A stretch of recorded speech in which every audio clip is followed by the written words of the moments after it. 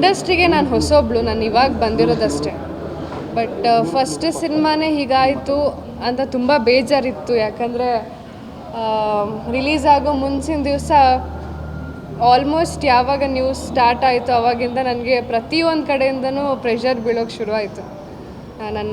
ನಾನು ವರ್ಕ್ ಮಾಡ್ತಾ ಇರೋ ಸೀರಿಯಲ್ ಪ್ರೊಡಕ್ಷನ್ ಆಗಿರಲಿ ಅಥವಾ ಕಂಪ್ನಿ ಆಗಿರಲಿ ಆ್ಯಂಡ್ ಚಾನಲ್ ಆಗಿರಲಿ ಅಥವಾ ಫ್ಯಾನ್ಸು ಫ್ಯಾಮಿಲಿ ಎಲ್ಲ ಕಡೆಯಿಂದನೂ ಪ್ರೆಷರ್ ಇತ್ತು. ಪ್ರತಿಯೊಬ್ಬರು ಕಾಲ್ ಮಾಡ್ತಾನೇ ಇದ್ದರು. ಬಟ್ ನನಗೆಲ್ಲೋ ಒಂದು ಕಡೆ ನಂಬಿಕೆ ಇದ್ದಿದ್ದೇನು ಅಂದರೆ ಅಲ್ಲಿ ಮನು ಮಾತ್ರ ಆ್ಯಕ್ಟ್ ಮಾಡಿರೋದಲ್ಲ, ನಾನು ಕೂಡ ಒಬ್ಬಳು ನಟಿ ಆ್ಯಂಡ್ ಇಷ್ಟು ಜನ ಕಲಾವಿದರಿದ್ದಾರೆ. ಅವ್ರನ್ನೆಲ್ಲರನ್ನೂ ಹಾಕ್ಕೊಂಡು ಒಂದು ಒಳ್ಳೆ ಪ್ರೊಡ್ಯೂಸರ್, ಒಳ್ಳೆ ಡೈರೆಕ್ಟರ್, ಒಂದು ಒಳ್ಳೆ ಸಿನಿಮಾ ಕೊಟ್ಟಿದ್ದಾರೆ. ಇದೇನು ಎಫೆಕ್ಟ್ ಆಗಬಾರ್ದು ಅಂತಲೇ ಧೈರ್ಯವಾಗಿದ್ದೆ. ಬಟ್ ಎಲ್ಲೋ ಒಂದು ಕಡೆ ನನಗೂ ತುಂಬ ಟೆನ್ಷನ್ ಇತ್ತು. ಯಾಕಂದರೆ ಲೈಕ್ ಹೀರೋಯಿನ್ ಆಗಿ ಫಸ್ಟ್ ಇಂಟ್ರೊಡ್ಯೂಸ್ ಆಗಿದ್ದೇ ಹೀಗಾಯಿತು ಅಂತ ತುಂಬ ಕಡೆಯಿಂದ ಏನೇನೋ ಮಾತಾಡಿಬಿಟ್ರು, ಹೋಗಿ ಇಂಥ ಸಿನಿಮಾ ಮಾಡಿದ್ದೆ ಅದು ಇದು ಅಂತ. ಬಟ್ ನಮ್ಮೆಲ್ಲರ ಎಫರ್ಟ್ಸ್ ನಮಗೆ ಗೊತ್ತಿತ್ತು ಆ್ಯಂಡ್ ನನಗೆ ಗೊತ್ತಿತ್ತು. ಯಾಕಂದರೆ ಪ್ರತಿಯೊಬ್ಬರೂ ತುಂಬ ಎಫರ್ಟ್ ಹಾಕಿ ಸಿನಿಮಾ ಮಾಡಿದ್ದಾರೆ ಅಂತ. ಹಾಗಾಗಿ ನಾನೇ ಧೈರ್ಯ ತಗೊಂಡೆ.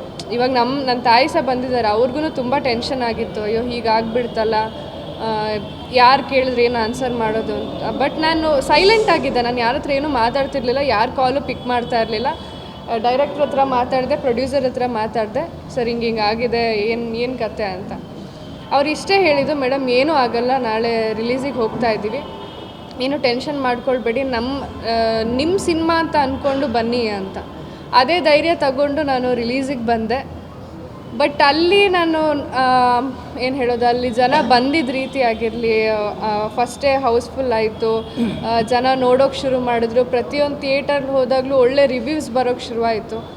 ಅದೆಲ್ಲ ಒಂಥರ ಖುಷಿನೇ ಇತ್ತು. ಅದು ಇನ್ನೂ ನಮ್ಮನ್ನ ಏನು ಹೇಳೋದು, ಇನ್ನೂ ಎಲ್ಲ ಕಡೆ ಹೋಗೋಣ, ಇನ್ನೂ ಪ್ರಚಾರ ಮಾಡೋಣ ಅಂತಲೇ ಅನ್ನಿಸ್ತಾ ಇತ್ತು. ಅಷ್ಟೊತ್ತಿಗೆ ಇನ್ನೂ ಒಂದು ನ್ಯೂಸ್ ಶುರು ಆಯಿತು.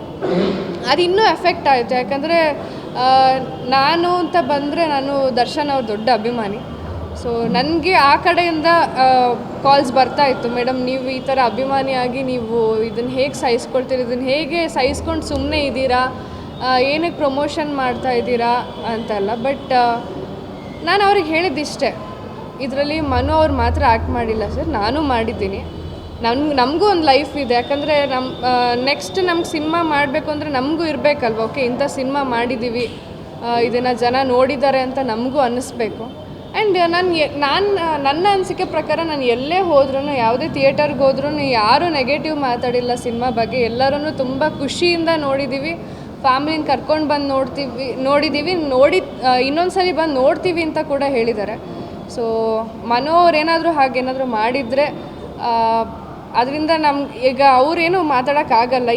ಈ ಸ್ಟೇಜಲ್ಲಿ ನಾವಷ್ಟೇ ಇದ್ದೀವಿ, ಅಂದರೆ ನಮ್ಮ ಈ ಆರ್ಟಿಸ್ಟ್ಗಳಾಗಿರಲಿ, ನಮ್ಮ ಪ್ರೊಡ್ಯೂಸರ್ ಡೈರೆಕ್ಟರ್ ಇದ್ದೀವಿ. ಸೊ ನಮ್ಮ ಕಡೆಯಿಂದ ಯಾರಿಗೆಲ್ಲ ಇದರಿಂದ ನೋವಾಗಿದೆಯೋ, ನಮಗೂ ಸಹ ತುಂಬ ನೋವಾಗಿದೆ, ನಮಗೂ ರಕ್ತ ಕುದಿಯುತ್ತೆ ಅದನ್ನೆಲ್ಲ ಕೇಳುವಾಗ, ಏನೂ ಮಾಡೋಕ್ಕಾಗಲ್ಲ. ಬಟ್ ಏನಾದರೂ ಆ ಥರ ತಪ್ಪಾಗಿದ್ದರೆ ವಿ ಆರ್ ರಿಯಲಿ ಸಾರಿ ಎಲ್ಲರಿಗೂ ಅಷ್ಟೇ.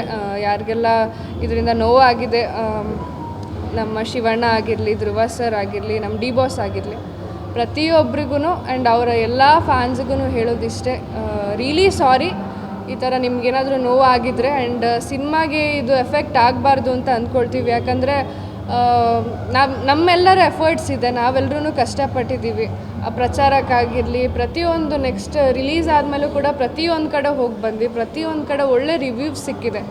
ಇವತ್ತು ನಾನು ಚಾನಲ್ ಇವೆಂಟ್ ಹೋಗಿದ್ದೆ, ಅಲ್ಲೂ ಕೂಡ ಹೇಳಿದ್ದಿಷ್ಟೇ, ನೀವು ತುಂಬ ಚೆನ್ನಾಗಿ ಮಾಡಿದ್ದೀರಾ, ನಮಗೆ ತುಂಬ ಖುಷಿಯಾಗಿದೆ ಅಂತ.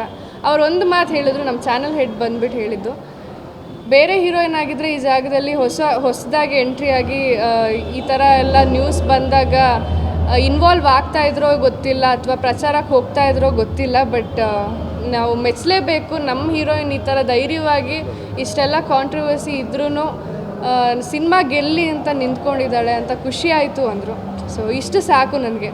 ಸೊ ಅದಕ್ಕೋಸ್ಕರ ನಾನು ಇಲ್ಲಿವರೆಗೂ ಅಷ್ಟೇ, ಸರ್ ಆಗಿರಲಿ, ಪ್ರೊಡ್ಯೂಸರ್ ಸರ್ ಏನೇ ಕರೆದ್ರೂ ಪ್ರತಿಯೊಂದಕ್ಕೂ ನಾನು ಇಲ್ಲ ಅಂತ ಹೇಳಿಲ್ಲ. ಇವತ್ತೊಂದು ಸ್ವಲ್ಪ ಬ್ಯುಸಿ ಇದ್ದಿದ್ದರಿಂದ ನಾನು ಸ್ವಲ್ಪ ತಡವಾಗಿ ಬಂದೆ ಅಷ್ಟೇ.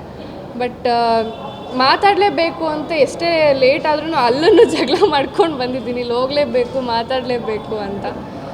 ಸೊ ಪ್ರತಿಯೊಬ್ಬರು ಯಾರ್ಯಾರಿಗೆ ಸಿನಿಮಾ ನೋಡಿದ್ದಾರೆ ಅವ್ರಿಗೆ ನಾನು ಇಷ್ಟೇ ಹೇಳಬೇಕು, ನಿಮಗೆಲ್ಲ ಥ್ಯಾಂಕ್ ಯು ಸೋ ಮಚ್. ಯಾಕಂದರೆ ಕನ್ನಡ ಸಿನಿಮಾ ಈ ಥರ ತೆರೆ ಮೇಲೆ ಬಂದು ಜನ ಇಷ್ಟಪಡೋದು ತುಂಬ ಕಮ್ಮಿ. ಬಟ್ ಇವಾಗ ಎಲ್ಲರೂ ಇಷ್ಟಪಟ್ಟು ನಮ್ಮ ಸಿನಿಮಾನ ಉಳಿಸ್ತಾ ಇದ್ದೀರಾ.